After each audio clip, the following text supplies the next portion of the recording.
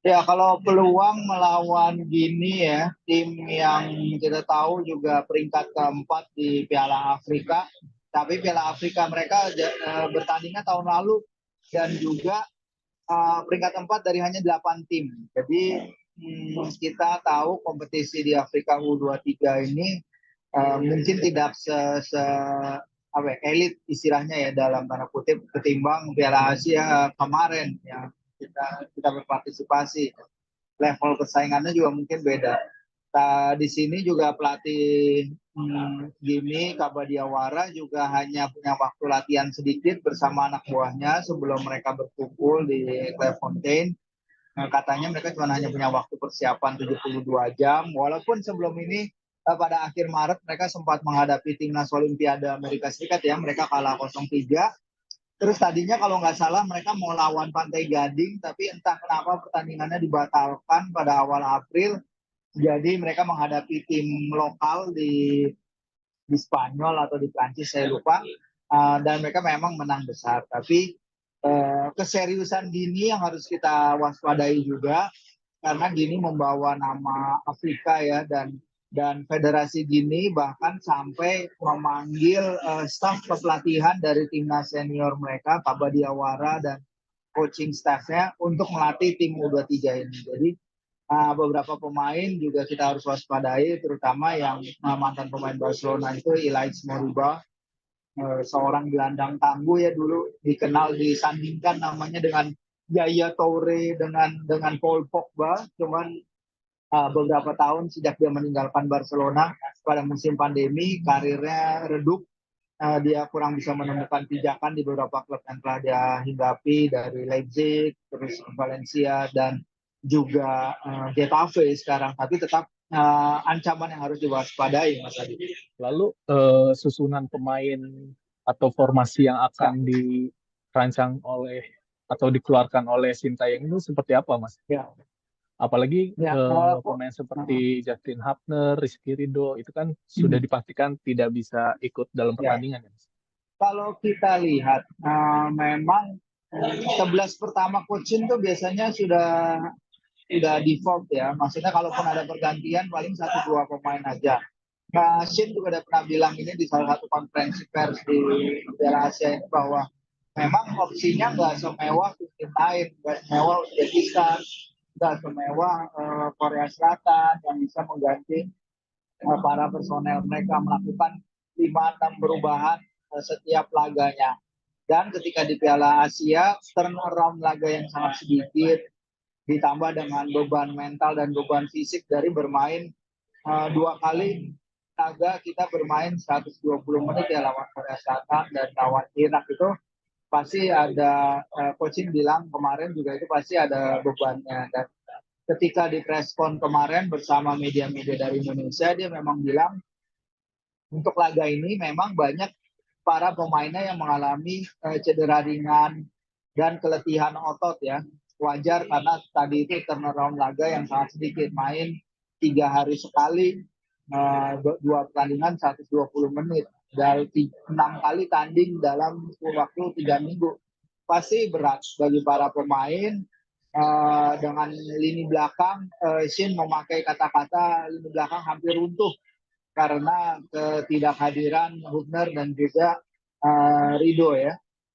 Kita lihat para pelapisnya mungkin masih 1-2 level di bawah, walaupun Komang beberapa kali mencetak gol Asia. Tapi kalau lihat komposisi seharusnya memang Ferrari, Nathan, dan juga Dewangga. Kalau Dewangga diplot bermain sebagai back tengah, karena selama bermain bagi coaching dia pernah bermain sebagai gelandang bertahan, dia juga pernah main sebagai back tengah. Jadi kita akan lihat siapa yang akan dipercayakan Shin dalam menambal lubang di lini belakang tersebut. Siapa kapten yang akan menggantikan Rizky Ridho, Mas?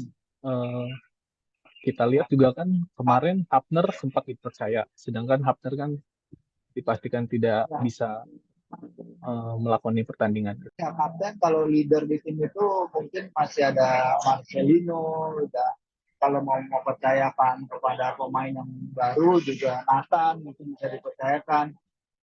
Atau dari sektor gelandang ya. Nah, kita lihat siapa yang akan dipercayakan, tapi memang peran Ridho sebenarnya yang juga saya ingin lihat dari selama tim berkumpul ini.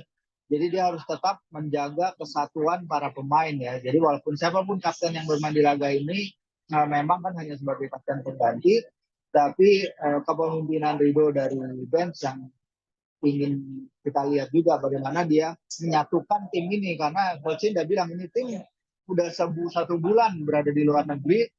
Tekanan mereka yang mereka hadapi luar biasa, baik dari sisi kompetisi tapi juga dari ekspektasi supporter ya, walaupun mereka di sini kan sebenarnya overachieve target. Jadi siapapun kapten itu dia harus menunjukkan bahwa para pemain ini menguatkan para pemain mereka, terutama tidak kehilangan disiplin. Ini kan jadi dalam beberapa laga kita juga harus tetap tenang, apalagi menghadapi kualitas fisik dari para pemain Afrika ini. Pertandingannya digelar tanpa penonton ya Mas ya. Dan kita tahu di Qatar kemarin tuh antusias supporter tuh cukup membuat semangat para pemain kita bertambah gitu. Nah, ini impact-nya apa ya Mas ya buat pertandingan nanti? Memang dukungan di Abdullah bin Khalifa oleh para supporter kita diaspora yang ada di Qatar dan mereka yang berangkat sana dari Indonesia itu sangat luar biasa sekali, menjadi pemain ke-12 kita, karena kita berapa kali main di Abdullah bin Khalifa, stadion yang kecil, stadion yang sangat dekat antara jarak lapangan dengan tribun, dan itu akan sangat membantu para pemain. Itu akan menjadi beda ketika mereka bermain di stadion utama Clairefontaine ya. Stadion yang punya kapasitas 1.500 orang, tapi FIFA kan sudah menetapkan bahwa ini akan jadi laga tertutup. Kita tidak akan tahu atmosfer seperti apa yang akan dihidangkan nanti. Bisa jadi komunikasi para pemain akan lebih bagus, bisa jadi tekanan lepas kepada mereka, bisa jadi juga mereka tidak mendapatkan injeksi adrenalin itu biasa mereka dapatkan dari para supporter yang hadir. Tapi mungkin akan jadi keunggulan juga sehingga para pemain bisa lebih fokus dan konsentrasi menatap pertandingan. Tapi tentu saja kehilangan pemain ke-12 ini akan jadi pukulan besar. Makanya beberapa kali sebelum kita bilang kalau mau kelolosan Olimpiade dipastikan, lebih baik kelolosan Olimpiade itu dipastikan di hadapan para penonton yang hadir, di hadapan para penonton penggila Garuda Ultras Garuda di Qatar yang telah berkumpul demi merah putih.